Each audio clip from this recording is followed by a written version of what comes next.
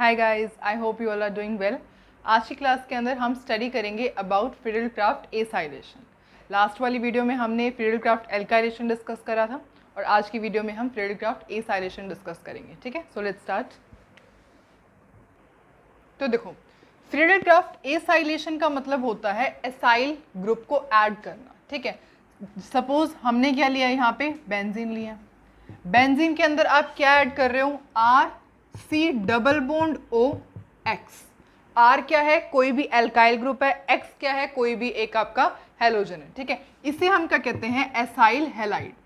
This is known as acyl halide. ठीक है, तो बेंजीन के अंदर बेंजीन की एसाइलेशन करवाना, एसाइल ग्रुप ऐड करवाना, मतलब बेंजीन के अंदर एसाइल हैलाइड का ऐड करवाना in the presence of anhydrous AlCl3 and heat. ठीक है, तो क्या बनेगा, कैसे होता है, इसका जो एक हाइड्रोजन होता है वो X से जाकर के अटैच हो जाता है, जैसे HX यहाँ पे रिलीज हो जाता है, और ये जो पूरा का पूरा ग्रुप है RC डबल बॉन्ड O वो कहाँ लग जाता है, बेंजीन के ऊपर लग जाता है। ठीक है, बेंजीन के ऊपर लग जाता है।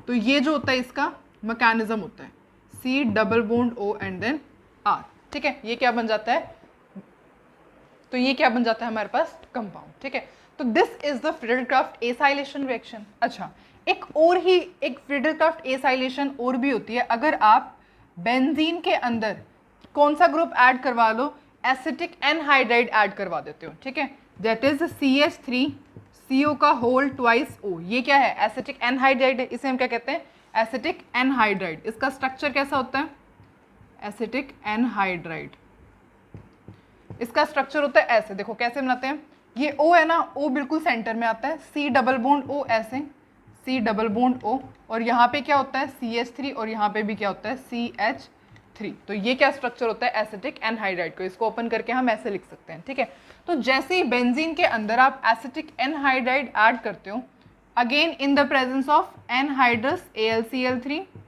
एंड हीटिंग, तो क्या होगा, ये जो बेंजीन रिंग है, अब यहाँ से देखो, यहाँ पे कोई हैलोजन तो अटैच है नहीं, यहाँ पे कोई हैलोजन तो अटैच है नहीं, तो कैसे होता है, देखो ये है CH3C double bond O C double bond O CH3, this is what, acetic anhydride.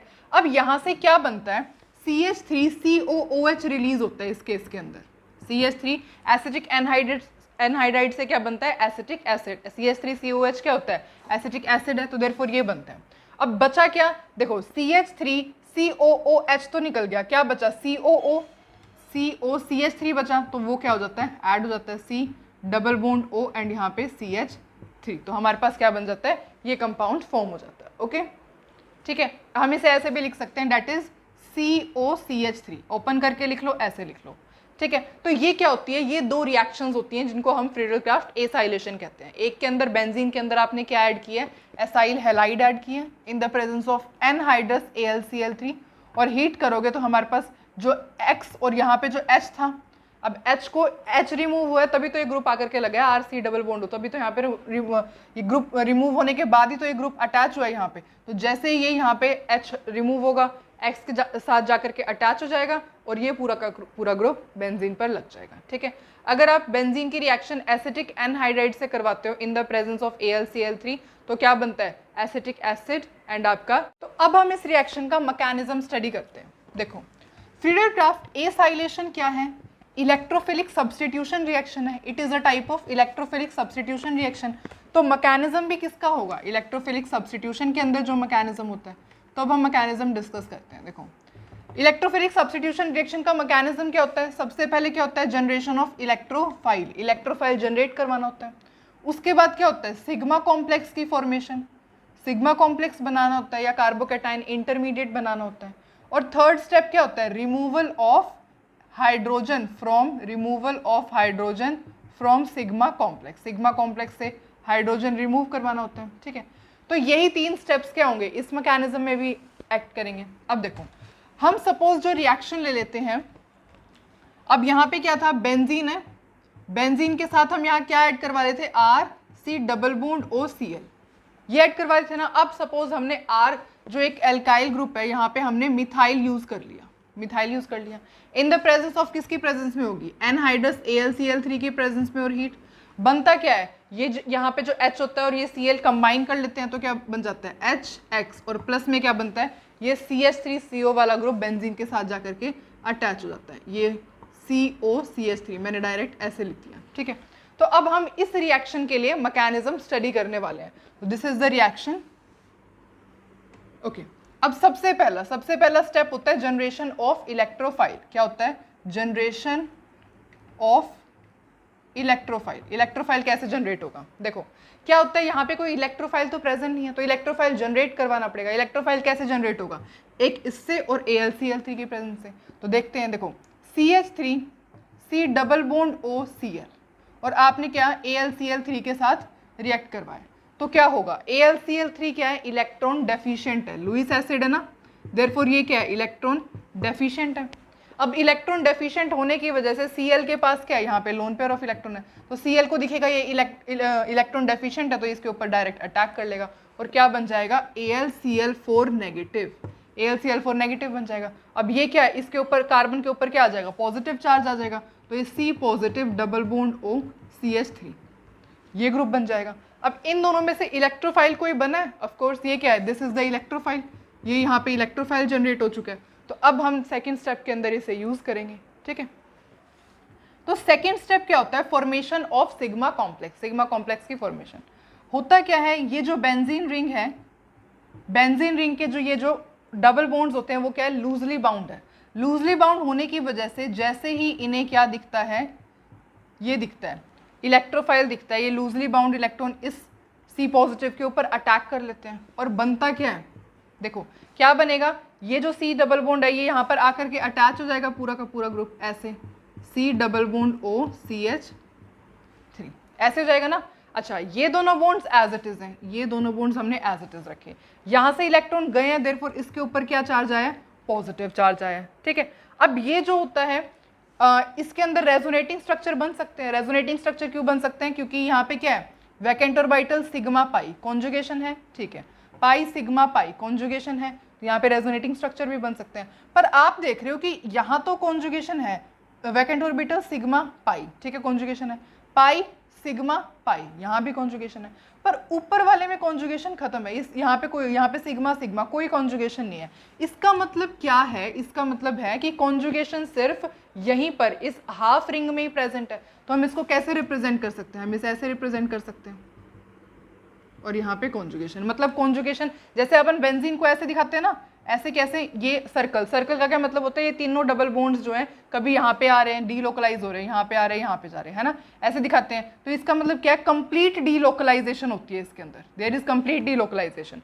That's why हम पूरा सर्कल यूज करते हैं। पर यहाँ पे क्या है, इस जो टॉप पोर्शन है इसके अंदर तो कॉन्जुगेशन हो ही नहीं रही, देयरफॉर हमने हाफ सर्कल से इसे रिप्रेजेंट किया, ठीक है, और बनेगा क्या, COCH3।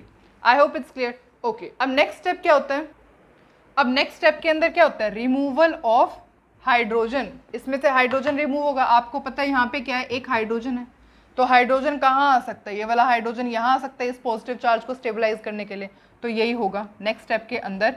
ये जो है COCH3, इसका ये जो हाइड्रोजन है इस पॉजिटिव चार्ज को स्टेबलाइज करने के लिए यहाँ आ जाएगा, और हमारे पास एक और है, दैट इज AlCl4 नेगेटिव।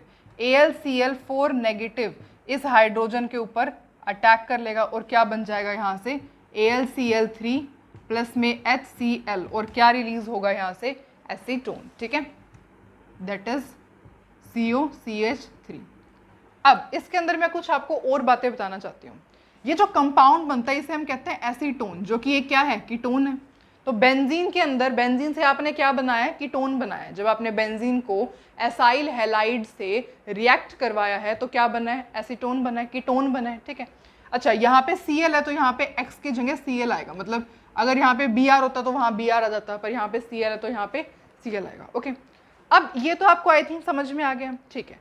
अब ये जो इलेक्ट्रोफाइल बनता है, जैसे आपने अगर एल्काइलेशन, आपको पता है फ्रीडल क्राफ्ट एल्काइलेशन कैसे होती है, तो वहाँ पे मैंने बताया था आपको कि रीअरेंजमेंट होता है, रीअरेंजमेंट होता है कार्बोकैटायन का, है ना। हमने रीअरेंजमेंट के कुछ क्वेश्चंस भी सॉल्व किए थे फ्रीडल क्राफ्ट एल्काइलेशन की वीडियो में। पर यहाँ पर कोई रीअरेंजमेंट नहीं होगा। रीअरेंजमेंट क्यों नहीं होगा, क्योंकि यहाँ पे कोई कार्बोकैटायन ही नहीं बन रहा है। तो अब सोचो कि कार्बोकैटायन कैसे नहीं बन रहा। देखो इलेक्ट्रोफाइल ये है, अब इसके बारे में हम डिस्कस करते हैं। पहले आप इसका स्क्रीनशॉट ले लो, ठीक है, उसके बाद हम इलेक्ट्रोफाइल के बारे में डिस्कस करते हैं कि रीअरेंजमेंट क्यों नहीं होगा। आई होप आपने स्क्रीनशॉट ले लिया है। दोबारा समझे एक बार, सबसे पहले क्या हुआ है, जनरेशन ऑफ इलेक्ट्रोफाइल हुआ है, ये था हमारे पास, उसको इलेक्ट्रोफाइल कोई है नहीं रिएक्शन में, देयरफॉर हमने एसाइल हैलाइड और AlCl3 की हेल्प से क्या बनाया, इलेक्ट्रोफाइल बनाया। अब उसके बाद क्या होता है, formation of sigma complex. Benzene ring के अंदर जो डबल बॉन्ड्स होते हैं वो लूजली बाउंड होने की वजह से इसके ऊपर, इलेक्ट्रोफाइल के ऊपर अटैक करेंगे और क्या बन जाएगा, ये बन जाएगा, विच इज क्या, सिग्मा कॉम्प्लेक्स। इसे हम क्या कहते हैं, सिग्मा कॉम्प्लेक्स कहते हैं। सिग्मा कॉम्प्लेक्स इसे क्यों कहते हैं, क्योंकि इसका एक हाइड्रोजन एक कार्बन जो होता है sp3 हाइब्रिडाइज्ड होता है, ये क्या sp3 हाइब्रिडाइज्ड कार्बन है, देयरफॉर एक sp3 हाइब्रिडाइज्ड कार्बन एटम होने की वजह से इसको हम क्या कहते हैं, सिग्मा कॉम्प्लेक्स कहते हैं। अब ये जो सिग्मा कॉम्प्लेक्स होता है, इसके अंदर से हमें क्या रिमूव करना होता है, थर्ड स्टेप में हाइड्रोजन रिमूव करना होता है। तो AlCl4 नेगेटिव तो हमने अभी पूरी रिएक्शन में यूज ही नहीं किया था, तो AlCl4 नेगेटिव क्या करेगा, इस हाइड्रोजन प्रोटॉन को निकाल लेगा। अब जैसे यहाँ पे क्या था, AlCl4 था नेगेटिव और यहाँ पे इसने H पॉजिटिव को ले लिया, तो एक Cl क्या करेगा, यहाँ से कहाँ चला जाएगा, यहाँ पे चला जाएगा, तो ये क्या बन जाएगा, HCl और AlCl3 बन जाएगा और साथ में क्या रिलीज होगा, that is Sc2। I hope it's clear. Okay, तो अब हम इसको एक बार इलेक्ट्रोफाइल की डिस्कस करते हैं। देखो इलेक्ट्रोफाइल क्या होता है, इसके अंदर ये इलेक्ट्रोफाइल जनरेट हुआ है, तो देखो ये क्या है हमारे पास, जो इलेक्ट्रोफाइल है वो ये है। इसको सबसे पहले हम कहते क्या है, इसका नाम होता है एसाइलियम आयन। इसको हम क्या कहते हैं, this is known as acylium ion, ठीक है। इसके अंदर क्या देख रहे हो आप, रेजोनेंस हो सकता है। कैसे रेजोनेंस हो सकता है, यहाँ पे सपोज मैं CH3 रिमूव करके कोई भी यहाँ R ग्रुप है, तो ये कैसे रेजोनेंस में पार्टिसिपेट कर सकता है, यहाँ पे क्या है, RC डबल बॉन्ड हो, RC डबल बॉन्ड होना है यहाँ पे। अब आपको पता है ऑक्सीजन के पास क्या है, लोन पेयर ऑफ इलेक्ट्रॉन है, तो ऑक्सीजन के लोन पेयर ऑफ इलेक्ट्रॉन यहाँ आ सकते हैं, तो क्या बन सकता है, RC positive, C triple bond O positive. तो ये क्या है, रेजोनेंस में जा रहा है। रेजोनेंस में जाने की वजह से देयर इज नो कार्बोकैटायन, इस रिएक्शन में कोई कार्बोकैटायन नहीं बनता है, there is no formation of carbocation. Carbocation नहीं बनेगा, therefore no rearrangement of carbocation, तो देयरफॉर यहाँ पे कोई रीअरेंजमेंट नहीं होती कार्बोकैटायन की। तो एसाइलेशन, फ्रीडल-क्राफ्ट एसाइलेशन से रिलेटेड जितने भी क्वेश्चंस होते हैं उनके अंदर आपको विदाउट रीअरेंजमेंट सॉल्व करना होता है, ठीक है। कोई रीअरेंजमेंट नहीं होती यहाँ पे, क्यों, क्योंकि कोई कार्बोकैटायन नहीं बनता। ये जो इलेक्ट्रोफाइल है ये क्या है, रेजोनेंस में जा रहा है। Is it clear? ओके, तो अब आपको पूरा मैकेनिज्म अच्छे से समझ में आ गया है। अब हम इसके फ्रीडल-क्राफ्ट एसाइलेशन से रिलेटेड कुछ क्वेश्चंस सॉल्व करेंगे, ठीक है। Okay, so please take the screenshot of the questions. अब हम ये दोनों क्वेश्चन सॉल्व करते हैं। देखो होता क्या है, ये क्या है, बेंजीन है, this is what, acyl halide है ये, in the presence of anhydrous AlCl3, तो क्या है, फ्रीडल-क्राफ्ट एसाइलेशन है।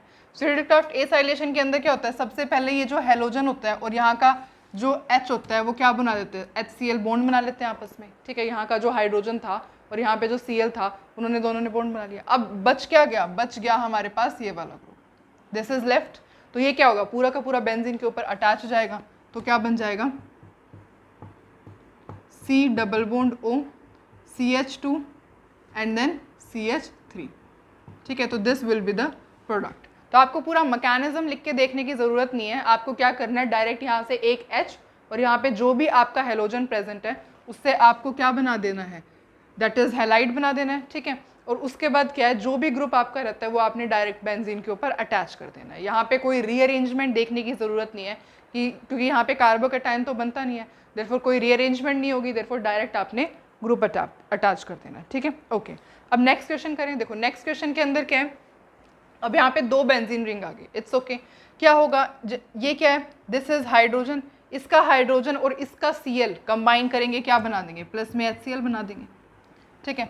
अब यहाँ पे क्या होगा, ये पूरा का पूरा ग्रुप यहाँ पे आकर के अटैच हो जाएगा और कैसे बन जाएगा, ये ऐसे benzene C double bond O और ये एक और बेंजीन से अटैच है, तो ये ऐसे बन गया। तो this will be the product, plus में HCl भी है यहाँ पे, प्लस में HCl, ठीक है। तो ये दोनों क्वेश्चंस ऐसे सॉल्व होंगे। अब एक और क्वेश्चन ट्राई करते हैं। उससे पहले इसका नेम आपको पता होना चाहिए, इसको क्या कहते हैं हम, दिस इज नोन एज फिनून, इसको हम कहते हैं बेंजोफिनून। जब दो बेंजीन रिंग अटैच होते हैं by C double bond O से, तो उसे हम क्या कहते हैं, बेंजोफिनोन। ठीक है, तो ये क्या हुआ, यहाँ से देखो, यहाँ से Cl नेगेटिव, यहाँ पे क्या आ गया, पॉजिटिव चार्ज आ गया। अब ये पॉजिटिव चार्ज ऐसे, इसको आप ऐसे रोटेट करके ऐसे लगा दो, डेट इज ऐसे बन जाएगा। ठीक है, क्योंकि यहाँ से अटैच होगा तो यहाँ से क्या है, यहाँ पे C पॉजिटिव आएगा, डबल बॉन्ड O अब पॉजिटिव नहीं रहेगा, क्यों, क्योंकि यहाँ पे, तो ये पूरा का पूरा ग्रुप बन जाएगा। ठीक है, I hope it's clear. Okay, एक और क्वेश्चन ट्राई करते हैं। अब ये क्वेश्चन सॉल्व करते हैं। देखो, which of these can be used as halide component for FCR, Friedel-Crafts reaction के लिए in out of these options किसको हम एज अ हैलाइड यूज कर सकते हैं। अब इसके अंदर इस क्वेश्चन को सॉल्व करने के लिए आपके पास क्या होने चाहिए, हैलाइड के पास होने चाहिए lone pair of electron. Halide के पास क्या होने चाहिए, लोन पेयर ऑफ इलेक्ट्रॉन होने चाहिए। ठीक है, तभी तो वो क्या कर पाएगा, वो रिमूव हो पाएगा और H के साथ अटैच हो पाएगा मैकेनिज्म में, है ना। अब यहाँ पे आप देख रहे हो कि Cl नेगेटिव के जो इलेक्ट्रॉन्स है वो क्या है, डीलोकलाइजेशन कर रहे हैं। देखो ये क्या है, lone pair sigma pi, therefore क्या है, डीलोकलाइजेशन कर रहे हैं। ठीक है, यहाँ पे ऐसे आ सकते हैं, यहाँ पे क्या है, यहाँ पे कोई डीलोकलाइजेशन नहीं है, देयर इज नो डीलोकलाइजेशन, यहाँ पे कोई लोकलाइजेशन नहीं है। यहाँ पे लोकलाइजेशन है, अगेन यहाँ पे क्या है, इसके जो इलेक्ट्रॉन्स है वो कहाँ आ सकते हैं, यहाँ पे आ सकते हैं, क्योंकि ये क्या है, ये पाई बॉन्ड है ना यहाँ पे ऐसे, तो ये क्या है, lone pair sigma pi bond हो गया। ओके, इसके जो लोन पेयर ऑफ इलेक्ट्रॉन्स है वो भी कहाँ आ सकते हैं, रिंग के अंदर पार्टिसिपेट कर सकते हैं, बिकॉज क्या है, डीलोकलाइजेशन हो रहा है, sigma sorry lone pair sigma pi, यहाँ पे भी क्या है, डीलोकलाइजेशन। तो इन तीनों parts in 1, 3rd and 4th, ये जो 1st, 3rd और 4th ऑप्शन है इसके अंदर क्या हो रहा है, डीलोकलाइजेशन हो रहा है। तो डीलोकलाइजेशन होने की वजह से लोन पेयर्स अवेलेबल ही नहीं है, अवेलेबल नहीं है, तो वो मैकेनिज्म के अंदर जो HX बनता है वो कैसे बनेगा, लोन पेयर ही अवेलेबल नहीं है, H को कैसे, वो प्रोटॉन को कैसे रिमूव करेगा। ठीक है, तो दैट्स वाई यहाँ पे सेकंड ऑप्शन के अंदर क्या है, लोन पेयर पूरे तरीके से अवेलेबल है, यहाँ पे कोई डीलोकलाइजेशन नहीं है, तो देयरफॉर सेकंड जो है हम हैलाइड की फॉर्म में यूज कर सकते हैं for Friedel-Crafts reaction. I hope it's clear. Okay okay, तो अब हम ये क्वेश्चन सॉल्व करते हैं। देखो इसके अंदर क्या है, ये क्या है, सबसे पहले इसको ओपन करके लिखते हैं, दैट इज O बीच में है, C double bond O CH3 और यहाँ पर भी C double bond O and then CH3। Okay, अब होगा क्या, कौन सा ग्रुप कहाँ पर जाकर के अटैच होगा। तो सबसे पहले आपको पता है, मैंने स्टार्टिंग में ही आपको वीडियो के स्टार्टिंग में बताया था कि ये क्या है, एसिटिक एनहाइड्राइड है। यहाँ पे क्या बनता है, एसिटिक एनहाइड्राइड से क्या बनता है, एसिटिक एसिड बनता है, CH3COOH बनेगा। यहाँ पे क्या बनेगा, CH3COOH बनेगा। ठीक है, अब यहाँ पे क्या है, ऑक्सीजन के ऊपर क्या आएगा, नेगेटिव चार्ज आएगा। अब ब्रेक कहाँ से होगा बॉन्ड, देखो ब्रेक जो होगा वो यहाँ से हो जाएगा। देखो हमें CH3COH निकालना है, CH3 C double bond O और यहाँ पे O, और H कहाँ से मिलेगा, H मिलेगा यहाँ से H आता है ना, यहाँ से H जो होता है वो H इसके साथ कंबाइन कर लेता है, देयरफॉर CH3COOH, यहाँ से हमारे पास क्या बन गया, एसिटिक एसिड बन गया। जो बचा हुआ ग्रुप है वो किसके साथ डायरेक्ट जाकर के अटैच हो जाएगा, बेंजीन के साथ, तो यहाँ पे क्या बन जाएगा, COCH3 दैट इज एसीटोन या एसिटोफिनोन। ठीक है, तो ये बन जाएगा। ठीक है, तो ये क्वेश्चन ऐसे सॉल्व हो जाएगा। अब नेक्स्ट क्वेश्चन आप एज अ होमवर्क खुद सॉल्व करोगे। अगर किसी को इसका मैकेनिज्म नहीं आता तो मैंने फ्रीडल-क्राफ्ट एल्काइलेशन वाली वीडियो के अंदर बिल्कुल same as it is question करवाया हुआ है, आप वहां से इसका मैकेनिज्म चेक कर सकते हो, पर आप ये ट्राई खुद करना। ओके, आई होप आपने स्क्रीनशॉट ले लिया। ठीक है, so thank you so much for watching the video. I hope ये वीडियो आपके लिए हेल्पफुल रही है, एंड अब हम मिलेंगे नेक्स्ट वीडियो के अंदर। ठीक है।